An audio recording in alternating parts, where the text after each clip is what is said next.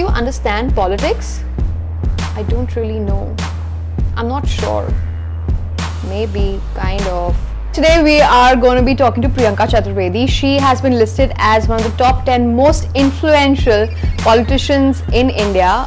She's an absolute powerhouse. It's very interesting because her journey actually started as a blogger. She has a giant following on Twitter and she has used the power of social media to connect with so many people. Hi, I'm Priyanka Chaturvedi. I'm the national spokesperson of Congress Party. I did not have a mentor. It was just the work that I did that spoke for itself, and I got acknowledgement from my organization, which is huge because it takes years. Interesting is, like you mentioned, that women are very vulnerable at that age or are quite lost at that age. I would say I found myself at that age. I realized what my passion was and what I believed in and what I wanted to pursue in life. And it is a fact. I used to, when I got married early in life, I became a mother very early in life, and I used to get bored of things every 2 years, 3 years, and I would realize that none of the careers that I was choosing, none of the jobs that I was doing interested me beyond a point. It did not help me grow. And I thought I found my calling after I hit 30, and The rest of me? I think there were two moments which I felt impacted me a lot.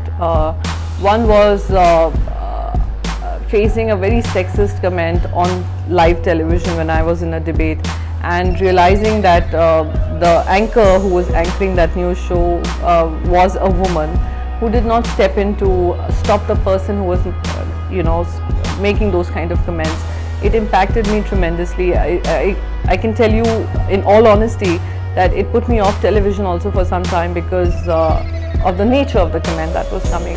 And the second time I think I felt very vulnerable to this abuse was when I was threatened on Twitter timeline, where I was told that because of a comment I had made, that they would want that I get raped like Nirbhaya and face a fate like Nirbhaya did. If you look at it mythologically, it is a country which believed in equal empowerment for women, and in some places women were more empowered and more determined as compared to men. Somewhere down the line we lost that, and we need to reinforce that and have a country which strongly has women equally empowered, equally involved.